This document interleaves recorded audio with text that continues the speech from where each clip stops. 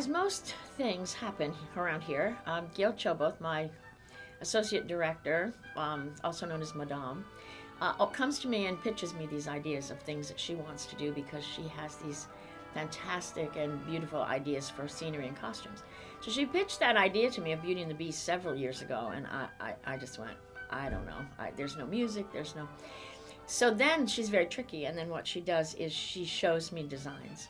And she shows me the picture of the rose, and she shows me the picture of what the clock will look like and what the bell will look like. And then they're beautiful, and then you have to do it. That was probably over a year ago when we really got serious about, okay, how can this really work? I guess what put me over the edge with it likely was her design of the clock. I looked at that clock and I thought, Glenn Davis can be a clock.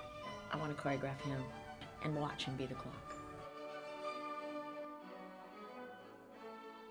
So the next thing that has to happen, of course, when there's a ballet with no music written for it, is the enormous task of finding music. And that's what takes the longest. I've been looking for music for well over a year. There's not a lot out there that hasn't already been heard. It's a difficult process to find things that you want specific to your ballet, that are the right genre, that are the right time period, that can also tell a story, that can be long enough for corps de ballet, can be short enough for variations. So that took a considerable length of time. Quite a bit of the music for Beauty and the Beast has come from Adolphe Adam, who wrote Giselle, but he also wrote several other ballets that are not very well known, and a lot of the music is taken from that and applied. And I also took the whole Rose Corps music from Bayadere because I couldn't not. It's beautiful.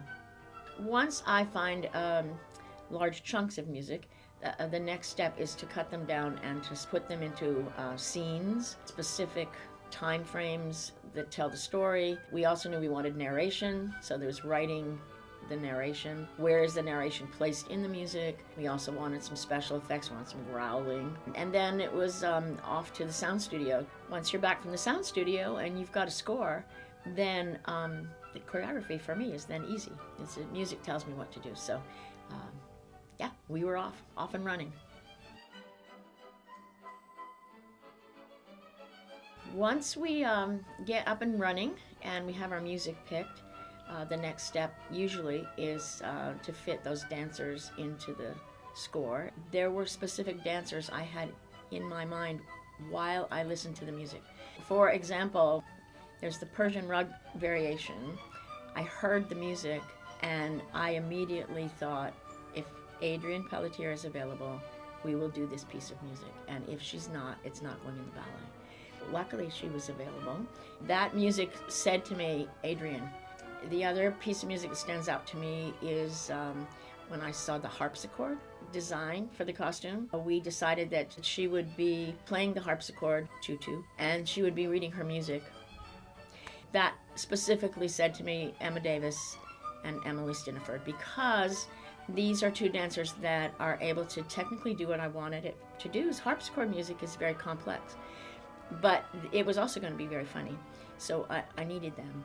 And if I hadn't had them, either I would have changed the music or I would have cut them out of the ballet if I hadn't had those particular people. Another one is Fred Bernier as the father. It was very easy for me to see him doing exactly what I had envisioned. And without Fred, it would be a very different ballet as well. So when you're choreographing a new ballet, so much of it is the personality of the dancers. And a ballet can be completely different with different people in it. And so that was a lot of fun for me to match these personalities to these very distinctive and unusual and delightful characters. We have 3 belles and 2 beasts. Rhiannon Pelletier and Julia Lopez partnered with Michael Hamilton. They have been paired together in several ballets and they are tried and true. They have wonderful chemistry. They have similar maturity level in what they're going to bring to an audience. The other pair that we've put together is Emma Davis and Addison Goodwin. Addison is brand new to us. He's going to bring energy that's going to match Emma Davis. This is the first major role for either of them in our company.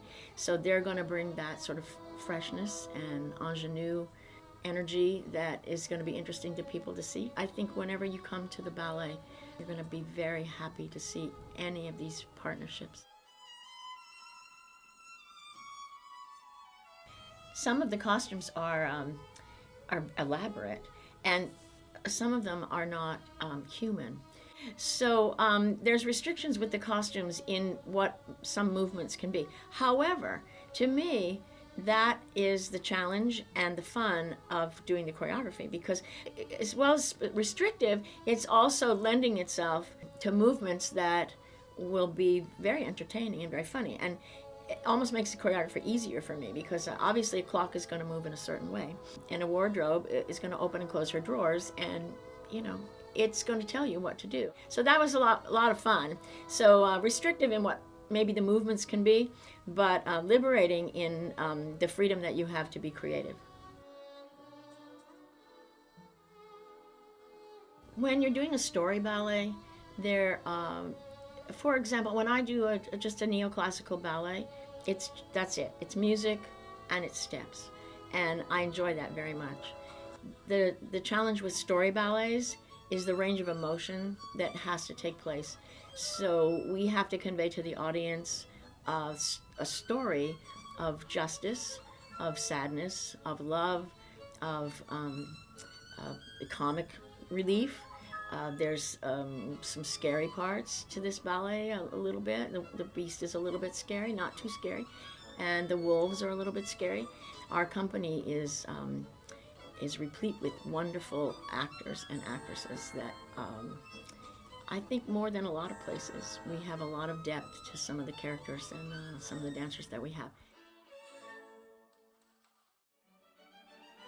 We always like to leave people with a happy ending, and Beauty and the Beast has a happy ending.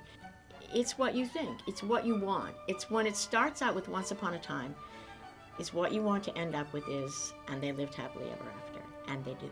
There's something very special about this ballet. It's beautiful, and yet it's uplifting, and it's well done. The dancers are wonderful. There's something really magical about this story. It's about justice, it's about goodness, it's about sacrifice. It's about more than just steps. And I think that you'll enjoy it, and you'll enjoy it with your family, and I think you'll talk about it for a long time to come. It's worth seeing.